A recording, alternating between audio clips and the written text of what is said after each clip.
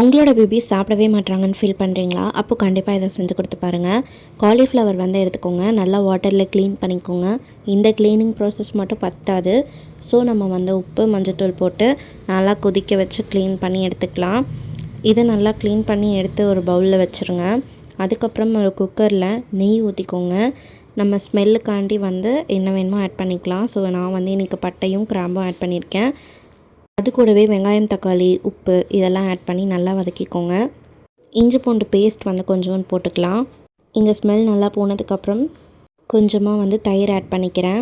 தயிரையும் போட்டு நல்லா மிக்ஸ் பண்ணதுக்கப்புறம் நம்ம வச்சுருந்த காலிஃப்ளவரையும் ஆட் பண்ணி நல்லா வதக்கி எடுத்துக்கலாம். உங்களோட பேபி ஸ்பைசஸ் சாப்பிடுவாங்கன்னா நீங்கள் நிறைய மசாலா ஆட் பண்ணிக்கலாம். பட் நான் வந்து என்னோடய பேபி சாப்பிடுவாங்கங்கிறனால ஆட் பண்ணியிருக்கேன். நீங்கள் வந்து மஞ்சத்தூள் அப்புறம் வீட்டில் அரைக்கிற மசாலா எதுவும் ஆட் பண்ணிக்கோங்க.